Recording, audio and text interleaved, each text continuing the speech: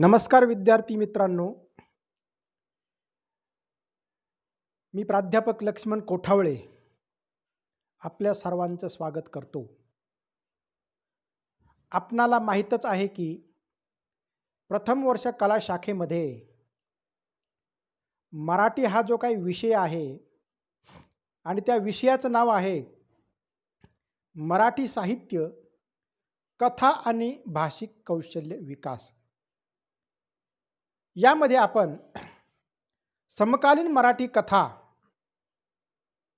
हा जो काही कथा संग्रह आहे, या कथा संग्रहातील क्रमशः कथांचा परिचय आपण करून घेत आहोत. मागच्या भागामध्ये आपण समकालीन मराठी कथा या कथा संग्रहातील पहिल्या कथेचा अभ्यास केला. त्या कथेचं नाव होतं जेव्हा मी जात चोरली होती आणि कथालेखक होते बाबूराव बागुल. आज या कथा संग्रहातील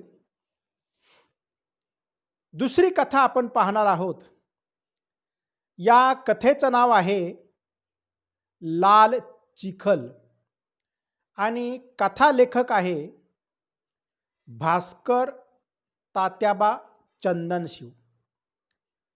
ही या कथा संग्रहातील दुसऱ्या क्रमांकाची कथा आहे आणि कथेचं नाव आहे लाल चिखल. कथालेखक आहे भास्कर तात्याबा चंदनशिव. या कथेमध्ये कथालेखकानं कोणती कथा सांगितली, त्या कथेचा परिचय पाहण्या अगोदर आपण थोडक्यामध्ये कथाकाराचा परिचय पाहू. भास्कर चंदनशिव हे मराठवाड्यातील सुप्रसिद्ध ग्रामीण कथाकार आहेत. विशेषतः 1960 नंतर आणि 1980 नंतर जे प्रमुख कथाकार आपल्या महाराष्ट्रामध्ये आहेत, त्यामधील भास्कर चंदनशिव हे एक महत्त्वाचे कथाकार आहेत. त्यांच्या कथेचं वैशिष्ट्य म्हणजे ग्रामीण कथाकार आहेत. दुष्काळ हा त्यांच्या अभ्यासाचा विषय आहे. त्यांचे आजपर्यंत जे काही कथासंग्रह आहेत, ते कथासंग्रह वाचकांना अतिशय भावलेले आहेत. त्यांच्या पहिल्या क्रमांकाचा कथासंग्रह आहे, त्या कथासंग्रहाचं नाव आहे जांभळ डोह. दुसऱ्या क्रमांकाचा कथासंग्रह आहे, त्या कथासंग्रहाचं नाव आहे मरणकळा. तिसऱ्या क्रमांकाचा जो काही कथासंग्रह आहे, त्या कथासंग्रहाचं नाव आहे अंगार माती. चौथ्या क्रमांकाचा जो काही कथासंग्रह आहे, त्या कथासंग्रहाचं नाव आहे बिरड. पाचव्या क्रमांकाचा जो काही कथासंग्रह आहे, त्या कथासंग्रहाचं नाव आहे नवी वारुळ. हे पाचही कथासंग्रह अतिशय लोकप्रिय आहेत. मराठवाड्यातील दुष्काळ यावर त्यांनी आपल्या कथासंग्रहातून वास्तववादी प्रकाश टाकलेला आहे. त्यांना ग्रामीण कथेचे बखरकार असंही म्हणतात, इतक्या त्यांच्या कथा प्रभावी आहे. म्हणूनच केज या ठिकाणी पहिलं ग्रामीण साहित्य संमेलन जेव्हा भरविण्यात आलं, त्या पहिल्या ग्रामीण साहित्य संमेलनाचे भास्कर चंदनशिव हे अध्यक्ष होते. नव्या पिढीमध्ये नव्या जोमानं, नव्या दमानं ग्रामीण कथाकार म्हणून भास्कर चंदनशिव हे आपल्याला सर्वांना परिचित आहे. थोडक्यात त्यांच्या कथासंग्रहाचा किती कथासंग्रह घेतले, किती संग्रह प्रसिद्ध झाले, त्याची माहिती पाहिल्यानंतर आज जी आपण कथा पाहणार आहोत, ती कथा लाल चिखल या नावाची आहे आणि अंगार माती या कथासंग्रहातून ही कथा निवडलेली आहे. या कथासंग्रहामध्ये प्रामुख्याने 3 पात्र आहे. पहिलं पात्र आहे बापू, दुसरं पात्र आहे आबा आणि तिसरं पात्र आहे माई. ही कथा मराठवाड्यामध्ये ज्या परिसरामध्ये लिहिली गेली तो तालुका कळंब आहे. बापू हा कळंब तालुक्यातील हासेगाव या ठिकाणी राहणारा किशोरवयीन मुलगा आहे. परिस्थिती अशी आहे की त्याचे आई वडील शेतकरी आहेत. रात्रंदिवस ते शेतामध्ये काबाड कष्ट करतात. बाप्पू हा किशोरवयीन मुलगा तालुक्याच्या ठिकाणी कळंब या गावी शिक्षण घेत असतो.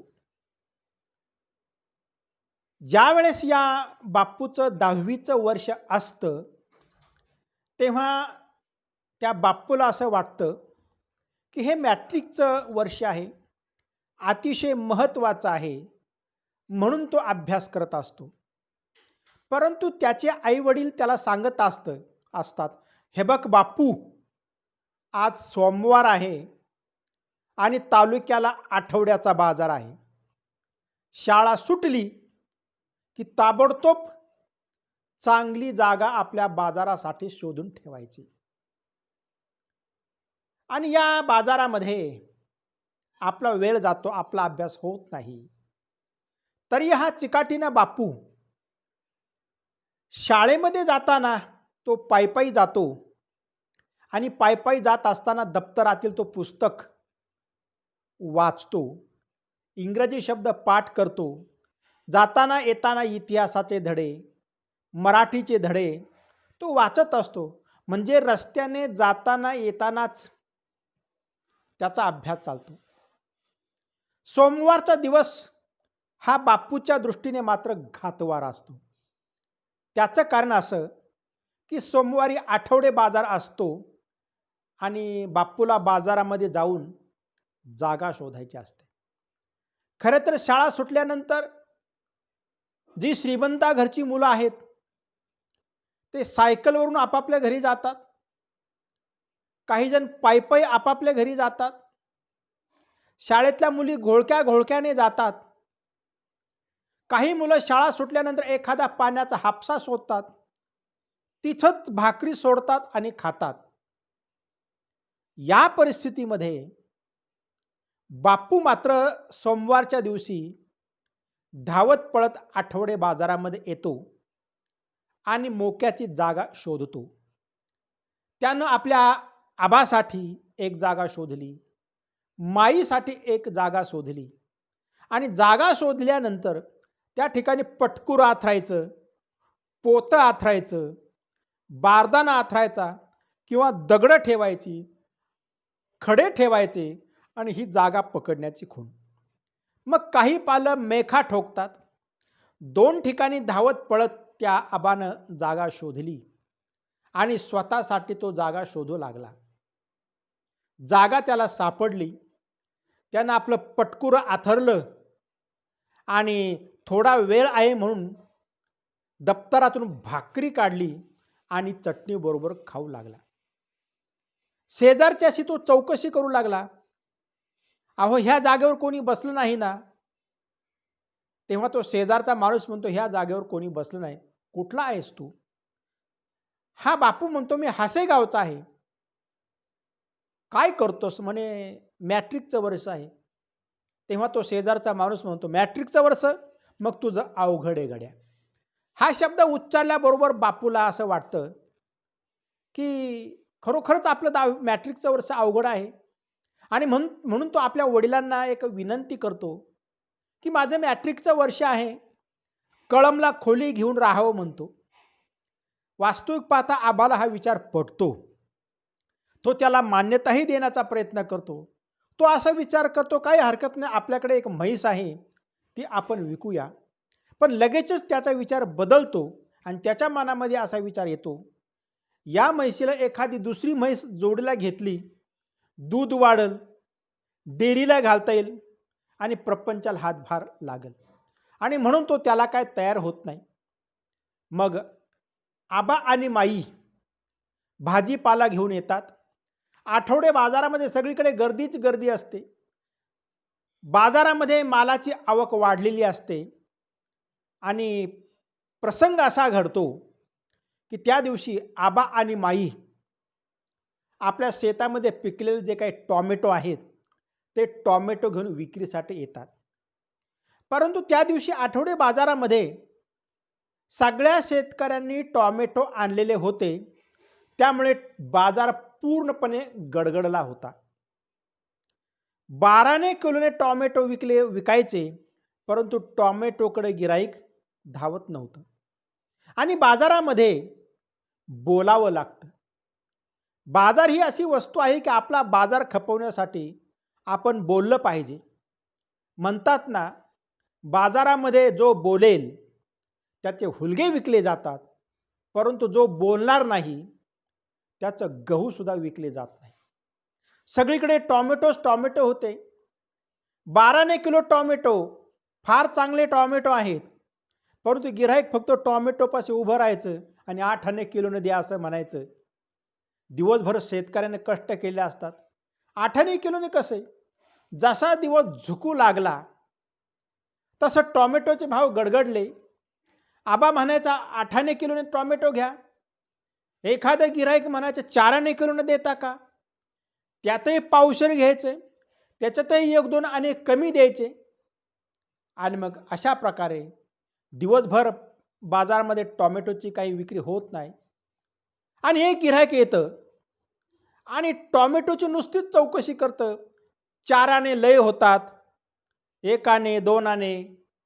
मग मात्र त्या आबाला अतिशय राग येतो, की या ग्राहकांना फुकट देण्यापेक्षा तो आबा टोमॅटोचं जे काही टोपलं आहे, कॅरेट आहे, तो बाजारामध्येच रस्त्यावर ओततो आणि त्या टोमॅटोवरती तो नाचतो. बेभान होऊन नाचतो आणि त्या लाल टोमॅटोचा रंग, तो चिखल तयार होतो. त्याला लाल चिखल असं म्हणतात. या ठिकाणी भास्कर चंदनशिव असं सांगतात, की शेतकरी सगळीकडून नाडला जातो. शेतामध्ये काबड कष्ट करावं लागतं. बाजारामध्ये माल आणला तर हमालाला काही पैसे द्यावे लागतात, आडत्याला काही पैसे द्यावे लागतात आणि त्या शेतकऱ्याच्या हातामध्ये काहीच शिल्लक राहत नाही.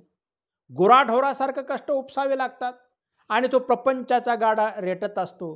आणि या पार्श्वभूमीवरती ही मराठवाड्यातील दुष्काळाचं वास्तव वर्णन करणारी ही सुप्रसिद्ध ग्रामीण कथा भास्कर चंदनशिव यांनी सांगितलेली आहे.